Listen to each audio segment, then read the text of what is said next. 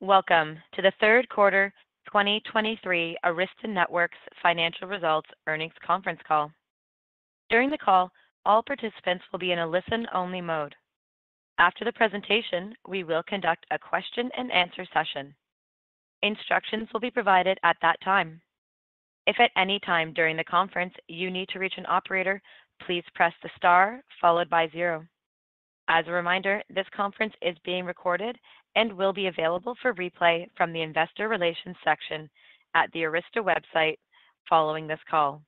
Ms. Liz Stein, Arista's Director of Investor Relations, you may begin. Thank you, operator.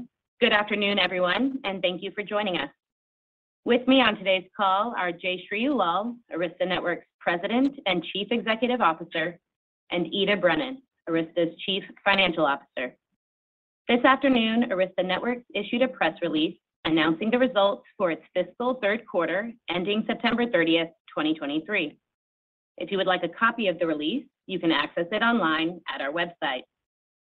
During the course of this conference call, Arista Networks management will make forward-looking statements, including those relating to our financial outlook for the fourth quarter of the 2023 fiscal year, longer-term financial outlooks for 2024 and beyond, our total addressable market and strategy for addressing these market opportunities, including AI, customer demand trends, supply chain constraints, component costs, manufacturing output, inventory management and inflationary pressures on our business, lead times, product innovation, working capital optimization, and the benefits of acquisition, which are subject to the risks and uncertainties that we discuss in detail in our documents filed with the SEC, specifically in our most recent Form 10-Q and Form 10-K, and which could cause actual results to differ materially from those anticipated by these statements. These forward-looking statements apply as of today, and you should not rely on them as representing our views in the future. We undertake no obligation to update these statements after this call. Also, please note that certain financial measures we use on the call are expressed on a non-GAAP basis and have been adjusted to exclude certain charges. We have provided reconciliations of these non-GAAP financial measures to GAAP financial measures in our earnings press release. With that, I will turn the call over to Jayshree. Thank you, Liz, and happy Halloween, everyone. We delivered revenues of $1.51 billion for the quarter, with a non-GAAP earnings per share of $1.83. Services and software support renewals contributed approximately 16.8% of revenue.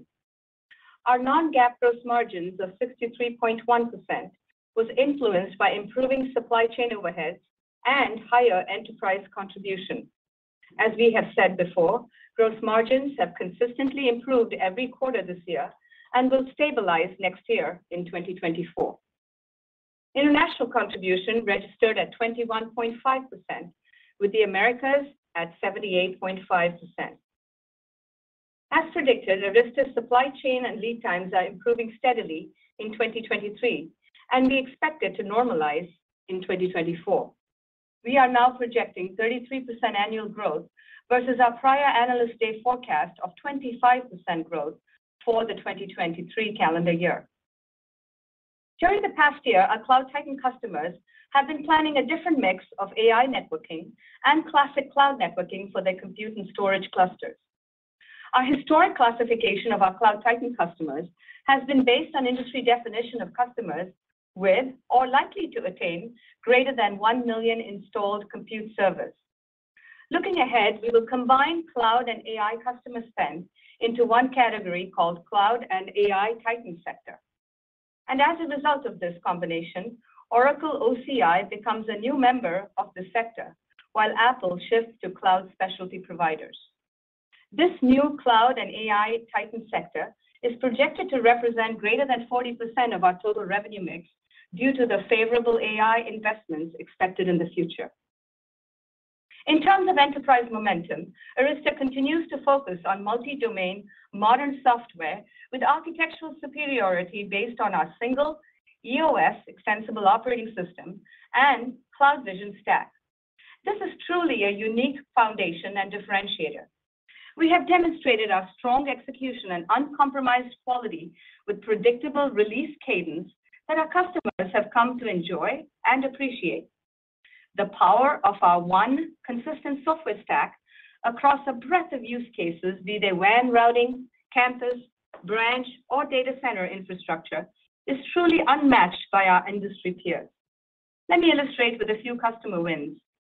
Our first customer win is an international one, where the customer is providing services for their interconnect of high-performance compute, HPC clusters, which are often its foundation for GPU as a service offering.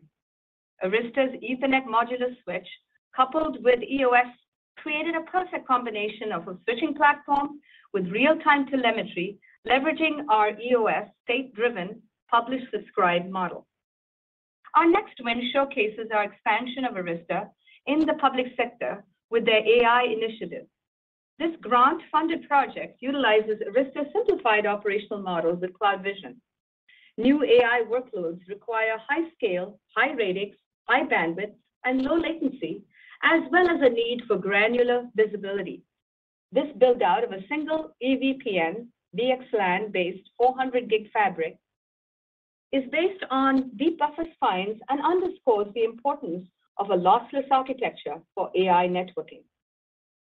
This last but not least customer is an example of a campus win.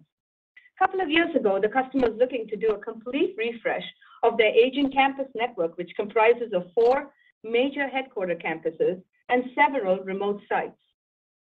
The customer was able to leverage the Arista Validated Design Models, AVD, all the way from data center into the campus network.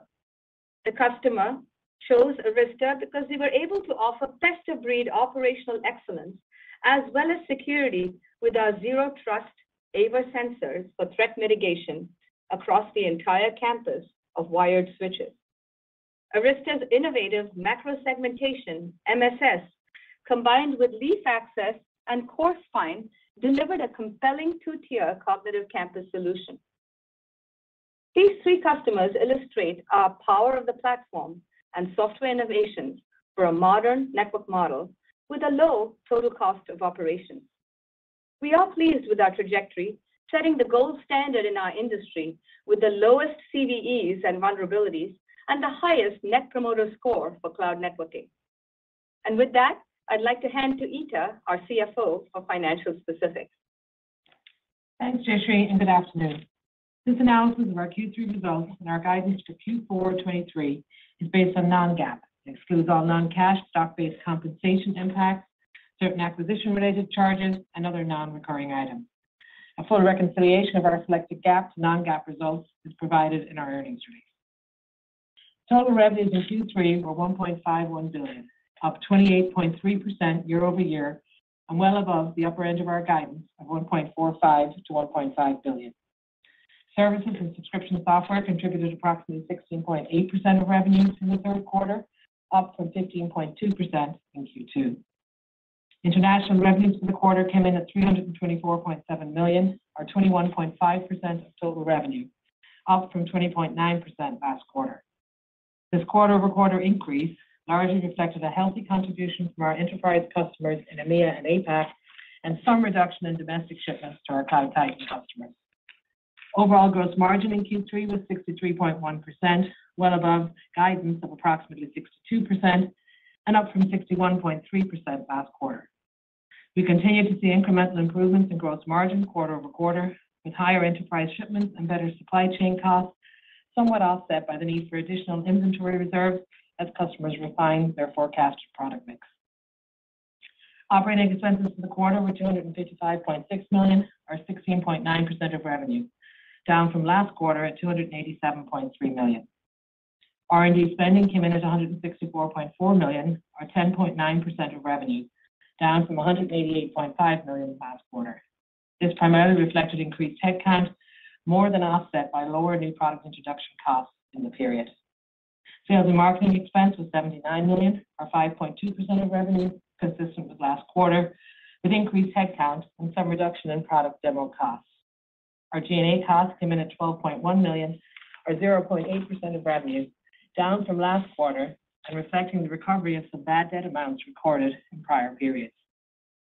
Our operating income for the quarter was $696.2 million, or 46.1% of revenue. Other income and expense for the quarter was a favorable $42.3 million, and our effective tax rate was 21.3%. This resulted in net income for the quarter of $581.4 million, or 38.5% of revenue. Our diluted share number was 317.6 million shares, resulting in a diluted earnings per share number for the quarter of $1.83, up 46.4% from the prior year. Now turn to the balance sheet. Cash equivalents, and investments into the quarter at approximately $4.5 billion. We did not repurchase shares of our common stock in the quarter. To recap our repurchase program to date, we have repurchased $855.5 million, or 8 million shares, at an average price of $107 per share under our current $1 billion board authorization. This leaves $144.5 million available for repurchase in future quarters. The actual timing and amount of future repurchases will be dependent on market and business conditions, stock price, and other factors. Now turning to operating cash performance for the third quarter. We generated approximately $699 million of cash from operations in the period, reflecting strong earnings performance combined with some increase in deferred revenue and taxes payable.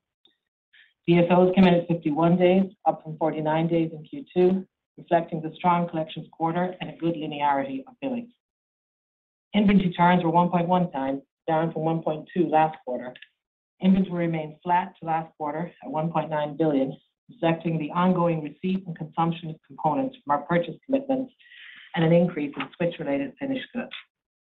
Our purchase commitments at the end of the quarter were $2 billion, down from $2.2 billion at the end of Q2.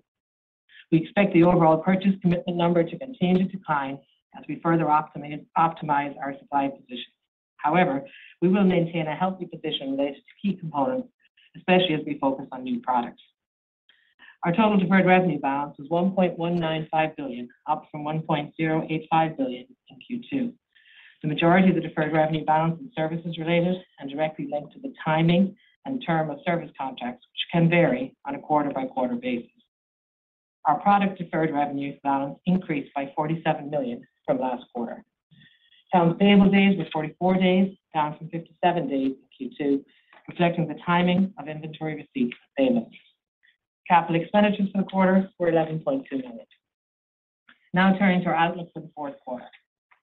Customer planning horizons for new deployments have shortened in concert with steadily improving lead time. On the supply side, we expect to continue to ship against previously committed deployment plans for some time, targeting supply improvements where most needed, but also careful not to create redundant customer inventory. As outlined in our guidance, we expect to make incremental improvements to our 2023 outlook, which now calls for year-over-year revenue growth of approximately 33%. On the gross margin front, we expect gross margin of approximately 63% in the fourth quarter, reflecting ongoing supply chain and manufacturing benefits while maintaining a reasonably healthy cloud contribution. Turning to spending and investments, we expect to monitor the overall macro environment carefully while engaging in targeted hiring in R&D and go-to-market as the team sees the opportunity to acquire talent. On the cash front, while increases in working capital have begun to moderate in recent quarters, our year-to-date 2023 tax payments have been deferred to October, and this will represent a significant incremental use of cash in the fourth quarter at approximately $352 million. With all of this as a backdrop, our guidance for the fourth quarter, which is based on non-GAAP results and excludes any non-cash stock-based compensation impacts and other non-recurring items, is as follows. Revenues of approximately $1.5 to $1.55 billion, gross margin of approximately 63%, operating margin at approximately 42%. Our effective tax rate is expected to be approximately 21.5%, with diluted shares of approximately 319 million shares. I will now turn the call back to Liz. Liz? Thank you, Ita. We will now move to the Q&A portion of the Arista earnings call. To allow for greater participation, I'd like to request that everybody please limit themselves to a single question. Thank you for your understanding. Operator, take it away. We will now begin the Q&A portion of the Arista earnings call. In order to ask a question during this time, simply press star, then the number 1 on your telephone keypad. If you would like to withdraw your question, press the star and the number 1 again. We ask that you pick up your handset before asking questions in order to ensure optimal sound quality. Your first question comes from the line of Samik Chatterjee with JP Morgan. Your line is open. Hi. Thank you for the question, and congrats on the results. I guess just to keep it simple, Jayshree, if you can give us an update on when we think about the last 90 days, how have the two sort of verticals, Cloud Titans and Enterprise, sort of shown up in terms of momentum of orders and demand relative to where your expectations were 90 days ago? I know some of the cloud companies have talked about their CapEx outlook for next year as well. So an update on that would be helpful. And on the last call, you did talk about a target for double-digit growth next year. So how are you thinking in relation to that number still going into the Investor Day? Thank you. Okay. Thanks, Samik. First of all, we're looking forward to sharing more detail on Analyst Day. But just to reiterate, our team has always projected at least a double-digit growth for next year and years beyond. So that goal remains unchanged, and we'll share more with you. Coming back to the last 90 days, as you know, as our lead times improve, our visibility declines. But we don't see significant change in improvements or declines in the last 90 days. We continue to see good momentum on enterprise, and we continue to see a good, expected push on the combination of both cloud and AI together. Okay. Thank you. Thanks for taking my question. Thanks, Samik. Your next question comes from the line of Antoine Chkaiban with New Street Research. Your line is open. Thanks very much for taking my question. So accelerated AI cluster deployment is clearly waiting on traditional infrastructure deployment this year. And I'm keen to hear how sustainable you think this is, because the vast majority of workloads still run on traditional infrastructure, right? So is it fair to expect a rebound in traditional infrastructure spend next year? Yes, thank you, Antoine. I'll share some of my thoughts, and I'd like to hand it over to Anshul for further thoughts. We've always looked at the cloud network as a front end and a back end. And as we said last year, many of our cloud customers are favoring spending more on the back end with AI, which doesn't mean they stop spending on front end, but they've clearly prioritized and doubled down on AI this year. My guess is as we look at the next few years, they'll continue to double down on AI, but you cannot build an AI back-end cluster without thinking of the front end. So we'll see a full cycle here where while today the focus is greatly on AI and the back end of the network, in the future we expect to see more investments in the front end as well. No, Jayshree, that's right. You said it's spot on. AI is everyone's priority right now, and the rest will get touched at the right time. Thanks, Antoine. Your next question comes from the line of Matt Niknam with Deutsche Bank. Your line is open. Hey, thank you for taking the question. One question, very simple one on services. Pretty nice improvement, about 13% sequential improvement in the quarter. Seasonally, I think we've seen low single digits, mid single digits. Anything you would call out, and how are we thinking about that for the fourth quarter? Thanks.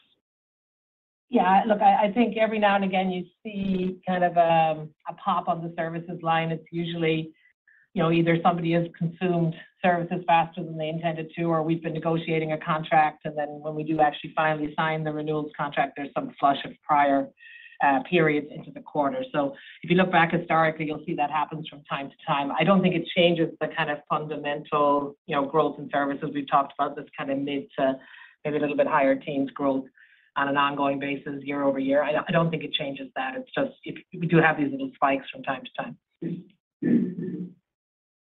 Thank you. Thanks, Matt. Your next question comes from the line of Karl Ackerman with BNP Paribas. Your line is open. Yes, thank you. I suppose this is a question for Ita, but is the upside in the quarter and outlook coming from a combination of better bookings and working down, some of your prior backlog? Just any thoughts in terms of maybe where your backlog may end up relative to normal levels pre-pandemic would be super helpful. Thank you. Yeah, Karl, we don't talk about backlog, specifically. I think what we have said is, as lead times improve, you expect to see some reduction in visibility just because customers, the time where they have to place orders changes over time, right? So I think that we are seeing that dynamic. We've talked about that dynamic that, we are, as the lead times get better, we are seeing kind of customer planning horizons are shortening. We will be still deploying, if you listen to my prepared remarks, we are still deploying equipment into next year from plans that we made some time ago. And that's just kind of, again, working with customers and laying out their plans. But in terms of giving specific numbers, we haven't done that. Great. Thanks, Kyle. Thanks. Your next question comes from the line of Amit Daryanani with Evercore. Your line is open. Yep. Good afternoon, everyone, and congrats on a nice set of numbers here. I was hoping you could talk a little bit more on the enterprise side. You're seeing some really good strength over here, clearly, but maybe you can talk about, is the strength more coming from campus versus the data center side? Maybe just qualitatively, where are you seeing better trends?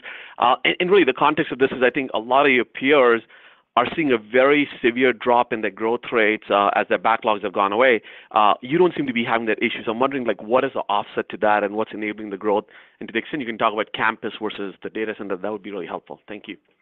Okay, Amit. Again, I'll share a few words, and I'd love for Anshul to step in and say some too. Look, if you look back 3 years ago, we started seriously investing in the enterprise. And, back in 2020, we had a small enterprise business, and it was largely comprised of, as you rightly pointed out, data center and some high-performance compute and low-latency HFT. Can't ever forget our original heritage. But in the last 3 years, we have made an investment and seen a significant uptick in enterprise customers wanting to do business with Arista. Historically, it's been the high-tech enterprise and the financials, and today we're seeing a much better cross-section of verticals, including healthcare, education. We expect to see more and more distributed enterprises. And to your question on data center versus campus, the answer is yes to both. We actually see one uniform architecture where you can have a universal spine that connects into a wired leaf, a wireless leaf, a storage cluster, a compute cluster, a border leaf for routing and WAN transit. It's pretty exciting that Arista is truly and remarkably setting the tone for a two-tier leaf spine architecture across the enterprise and building that modern operating model based on cloud vision. Amit, this is Anshul here. We have a great team being led by Chris Smith and Ashwin Kohli in this space, and now we sell in many, many countries around the world. And as Jayshree mentioned, both data center and campus, customers are coming to us for the automation, for the higher quality, for the visibility that we're able to bring to them across the board in one architecture, one OS, and one cloud vision.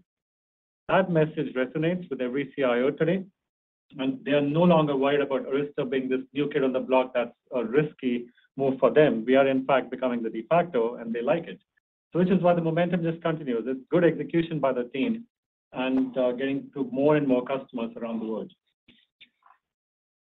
Thank you, Amit. Thank Your next question comes from the line of Ben Bollin with Cleveland Research.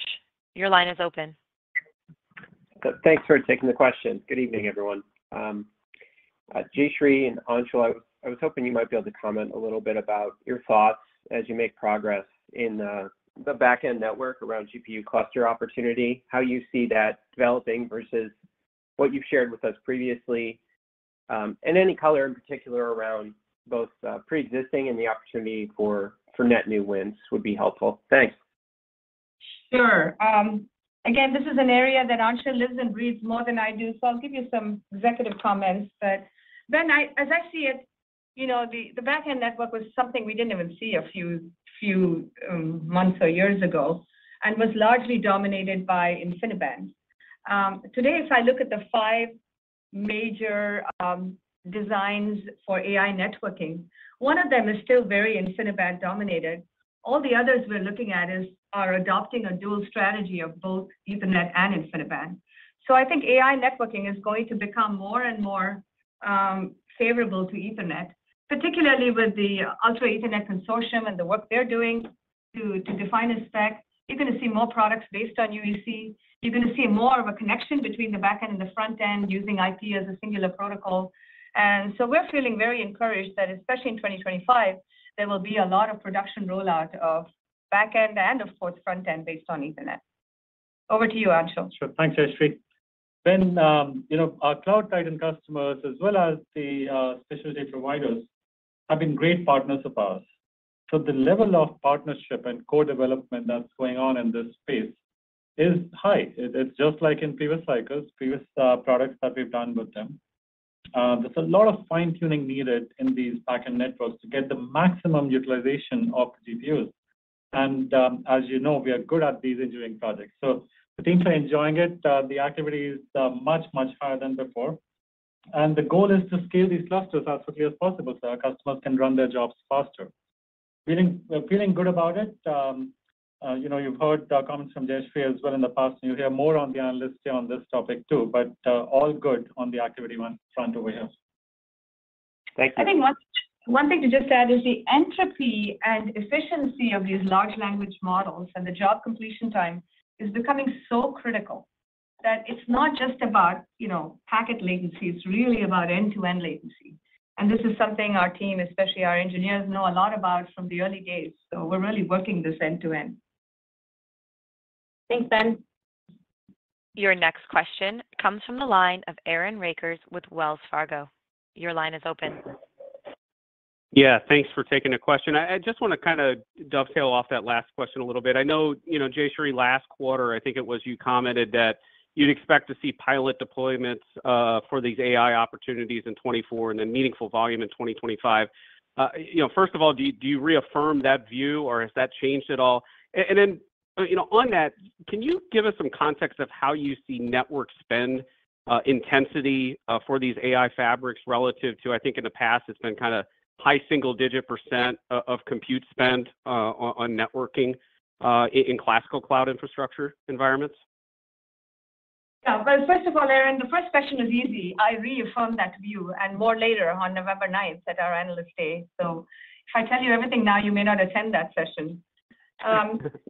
Coming back to this networking spend versus the rest of the GPUs and et cetera, I would say it started to get higher and higher with 100 gig, 400 gig, 800 gig, where the optics and the switches are more than 10%, perhaps even 15, in some cases 20. A lot of it's governed by the cables and optics too. But the percentage hasn't changed a lot in high-speed networking. In other words, it's not too different between 10, 100, 200, 400, and 800. So you'll continue to see that 10 to 15% range. Okay, thank you. Thanks, Aaron. Your next question comes from the line of Tal Liani with Bank of America. Your line is open. Hi. Jayshree, your tone is definitely better this quarter than last quarter. And you sound more confident in the numbers. And I want to understand if something changed in the last three months that made you more optimistic. I'm looking at the consensus estimates, and it looks like the growth rate has been declining for 4 quarters from like 54% to about 20% next quarter. And then it troughs at Q1, stays there, and recovers after that. Do you agree that we are nearing kind of the end of the down adjustment to the growth rates, and then it's going to stabilize and go up from there? Or how do you look at the risks of that not materializing? What do you think, Ita? So, Tal, I think, look, we've been talking about kind of the growth decelerating as we move through the year, just because the comps are so high. I think if you look at the discussion we've had so far about 24, and obviously there's more to come next week, we've talked about double-digit growth. But again, we are expecting that there is some moderation on the cloud side of the business next year. So I think within the bounds of kind of the plans that we've laid out and the discussions that we've laid out, I think we're executing well, right? We're giving you some upside on the in the guide for 23, and by default almost kind of some upside on 24, right? So I think we're executing well, but within the bounds of what we talked about. We do believe that there's moderation of cloud spending as we head into 2024. And Tal, I think I need to focus on my tone and maybe sing a song or something, because I felt really enthusiastic last quarter and this quarter. I would say she was pretty happy last quarter. I'm a happy kind of gal at the moment. We read in between the lines, Thanks, Al. Your Thank next you, Jen. question. Your next question comes from the line of Sebastian Najim with William Blair. Your line is open. Hi, thanks for taking the question. I wanted to ask about the change in revenue breakdown and the inclusion of OCI in this new Cloud Titan and AI segment. Was this the result of the material change in Arista's wallet share at Oracle, or is that business becoming a larger portion of revenue? Anything you can provide there? Yeah, no, we don't do it based on wallet share of Arista. We do it based on definition. So I think OCI has become a meaningful top-tier cloud customer, and they belong in the Cloud Titan category, and in addition to their AI investments as well. So for reasons of classification and definition, the change is very warranted. And yes, they happen to be a good customer of Arista's. That's nice as well. Got it. Okay, thank you. Thank you. Your next question comes from the line of Meta Marshall with Morgan Stanley. Your line is open. Great, thanks. Jayshree or Anshul, maybe just some commentary on the tier 2 and specialty providers and just what you're seeing in terms of other people kind of building out some of these AI clusters. You know, you classify some of those customers as largely focused on back end today, and those represent opportunities going forward, or just kind of what the discussion is outside of the Cloud Titans amongst some of these other guys that are building very large networks. Thanks. Sure. Meta, this is Anshul. You know, the tier 2 cloud providers are doing exactly what the tier 1 is doing, just at a smaller scale. So the activity is out there. Many companies are trying to build these clusters, maybe not hundreds of thousands of GPUs, but you know, thousands of GPUs together in their real estate, if they can get them. But the designs that we're working on with them, the type of sort of features, fine-tuning is actually very, very similar to the cloud, just at a smaller scale. So we're very happy with that activity, and this is across the board. It's very positive to see this in the ecosystem, that it's not limited to just 4 or 5 customers. I think they're also waiting for GPUs like everyone else is. So there's that common problem that we're not the only one with lead time issues. But to clarify the comment on scale, Anshul and I are also seeing some very interesting enterprise projects, again, smaller scale. So a lot of customers are trying AI for small clusters, not too different from what we saw with HPC clusters back in the day. Yep. Great, Thanks. Your next question comes from the line of Michael Ng with Goldman Sachs. Your line is open. Hey, good afternoon. Thank you very much for the question. I just had one on the OpEx outperformance in the quarter. We saw an unseasonal decline quarter on quarter, and I think you mentioned lower product introduction costs that may have helped R&D. I was just wondering if you could talk a little bit more about that aspect of it. Any way we should think about, you know, product introductions going forward to help us understand the trajectory of OpEx? Thank you. Yeah, I mean, a lot of it is timing, right? We've got a lot of different projects, a lot of different products kind of flowing through the R&D labs right now. So there is going to be some kind of volatility in terms of when the spend shows up, when the proto spend happens, et cetera. So I think we were lower this quarter in Q3 than maybe we even anticipated coming into the quarter. I expect that to come back into kind of the, you know, the guide for Q4. And again, there may be some volatility in that even going forward, just because it's all about timing. Nothing unusual in that. There's just a lot of products kind of going through the R&D labs.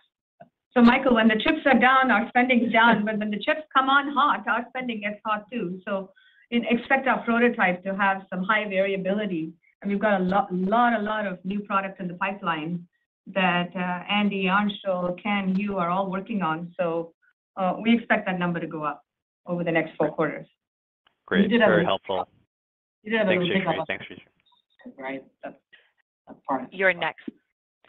Your next question comes from the line of Atif Malik with Citi. Your line is open. Hi, thank you for taking my question. Jayshree, at the recent Open Compute Project conference, Marvell and Broadcom leading Ethernet switch merchant chip providers sounded very confident in terms of Ethernet adoption at hyperscalers like Meta and Oracle as well. And one of your peers has talked about $500 million in AI orders, whether it's custom chip. So was curious about your thoughts on the dynamics between custom chip and merchant switch chip providers, and how does that help Arista? Thank you. Yeah. Atif, we have been strong proponents in our last 15, 17 years of Arista career on merchant silicon. We look for the best of breed chips. It's something my engineering team has built a lot of chips in their past before, but we've decided to work with the best of breed companies, Broadcom being one of our favorite and major suppliers. Of course, in the past, we worked with Intel, Cavium, and we don't rule out other suppliers as well. But this is clearly an area where you can't just build one chip, but you have to build a portfolio of silicon, and what Broadcom has done in building that portfolio, not only for cloud networking, but for campus and AI is impressive. And you have to not just look at performance, you have to look at price, density, power. These are all very important metrics as we look ahead. The root issue here, and we'll share this more with you going forward as well, is not just the merchant silicon, but how you can enable the merchant silicon with the right software and drivers. And this is an area that really Arista excels in. If you just have chips, you can't build a system. But our system-wide features, whether it's in dynamic load balancing or latency analyzer to really improve the job completion time and deal with that frequent communication in generative AI is also fundamentally important. You're going to hear a lot more about this next week, so stay tuned. Thank you. Your next question comes from the line of Ben Reitz with Melius Research. Your line is open. Yeah, hey, thanks for the question.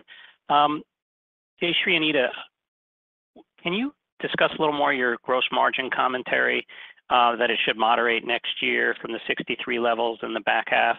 I mean, are we talking about it going to the first half 23 kind of levels, or just a little bit of a degradation next year? And what would be the reason behind it?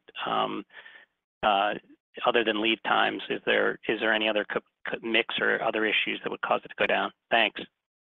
And so Ben, I think what Jayshree's commentary, my commentary is, we have been seeing it incrementally improve as we've gone through the year. We expect it to stabilize. So not that we expect it to go down next year, but more that it'll stabilize.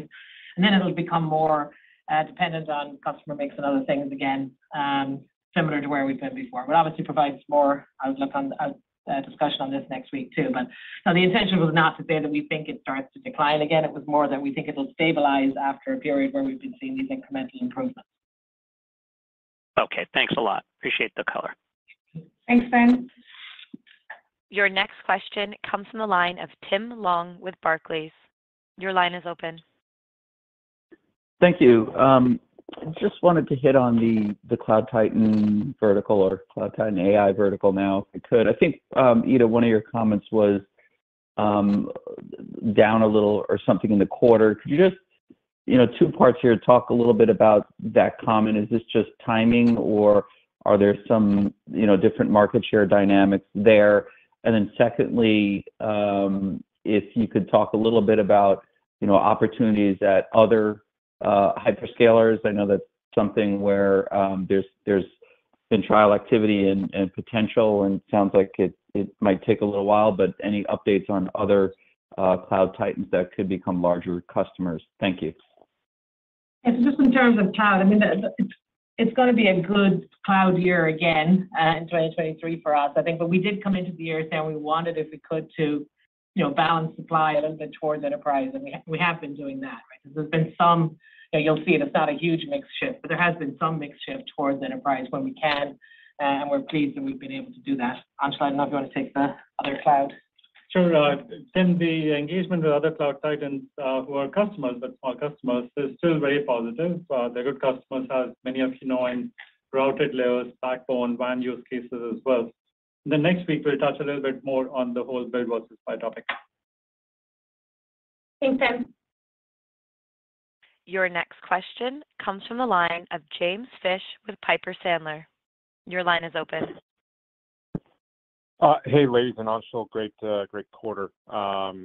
Just on the product side, you guys released a new 25 gig offering recently. I guess what's been the early feedback? What kind of differentiates down there?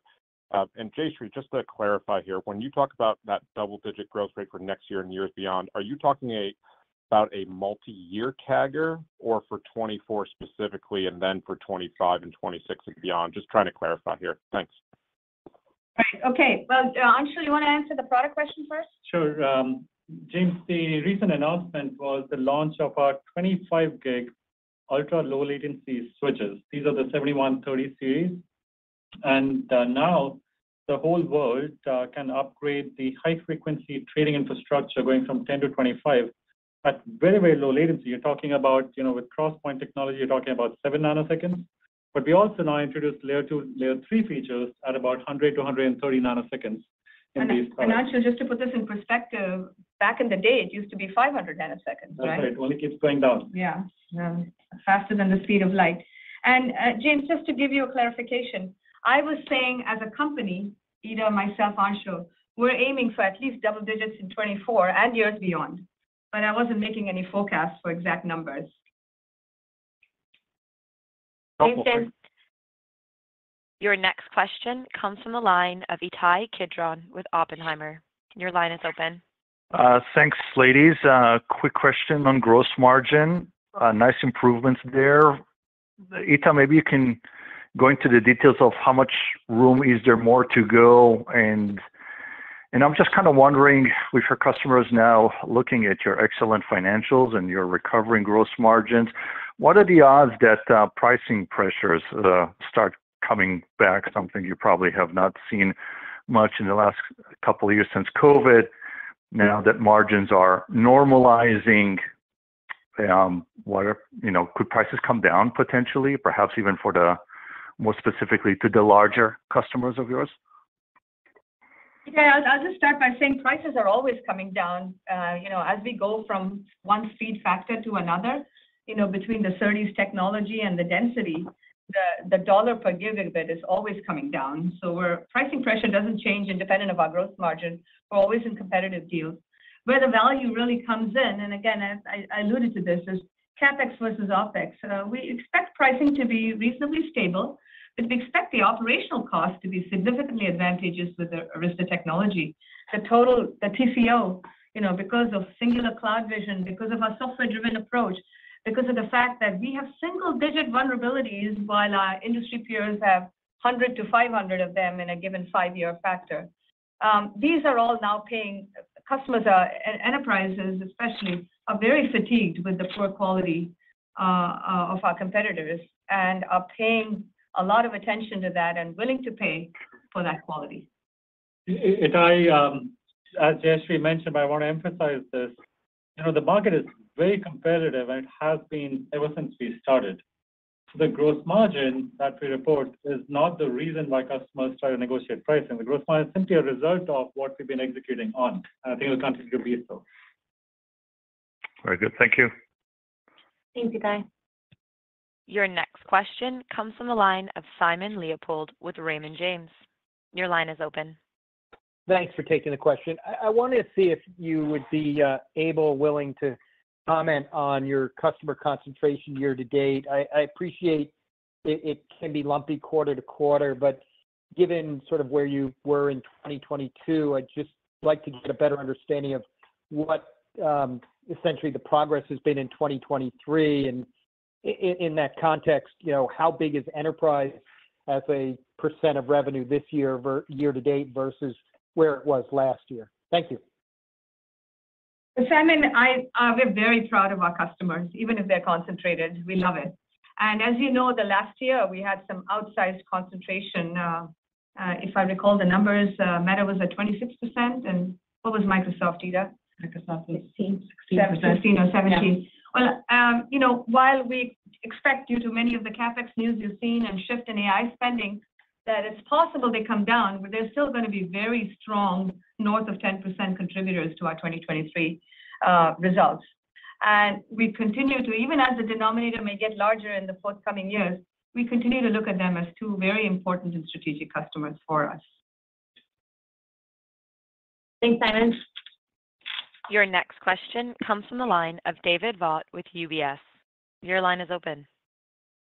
Great. Thanks, guys, for taking the question. I just want to follow up on Simon's question, maybe put it a little bit differently. So if I think about your market sector trend update, how much of the shift to that 40 to 45% cloud and AI titans reflects the inclusion of new AI use cases going forward and the shift of Oracle combined with maybe some normalization at Meta and Microsoft? Can you kind of help us think through the dynamics there? And if it looks like share is going to be unchanged with enterprise and financials, does that suggest to you that those markets are going to grow comparably over the long term across the cycle? Is that the right way to look at it? Thanks.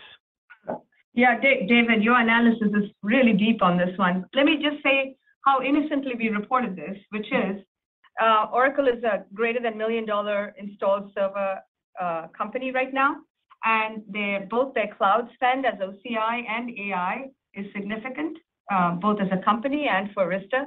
But we're not making any assumptions, and that'll vary every year, of course, on the mix of Meta, Microsoft, or Oracle, or any other for that matter. We're simply saying AI is going to become such an important component of all our cloud titans that it's now a combined vertical. So don't read too much more into it. Yeah, and it's more of a forward-looking impact, to be honest, right? Yeah. Because historically, this doesn't really change the trends that we've been talking about previously. It's really more about the future and, how do you think AI will impact these numbers going forward?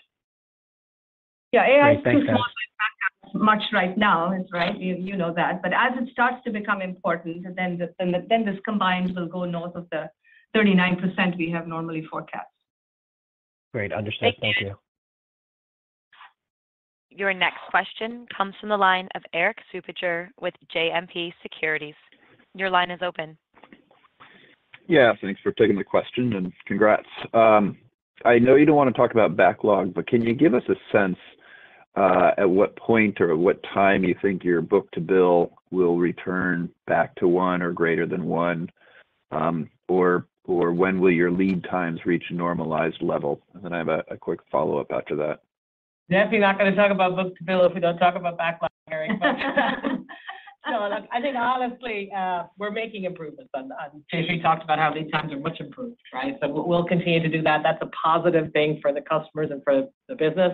And we're still not back to kind of the turns business that we had some time ago. We're making progress, but we're still not there.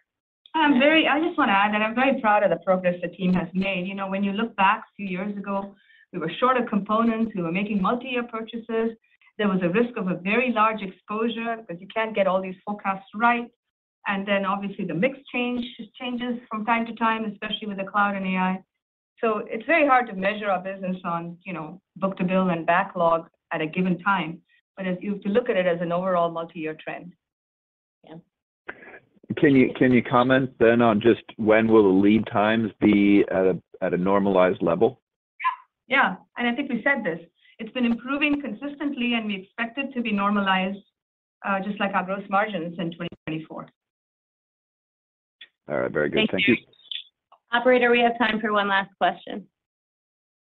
Your last question today comes from the line of Woo Jin Ho with Bloomberg.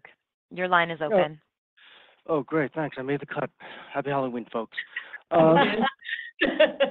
So I think there was a mention on merchant silicon earlier in the Q&A, and one of your merchant silicon partners has actually moved up the stack towards a service provider routing. I'm just curious if there's any intention on going after that piece if that chip is made available to you.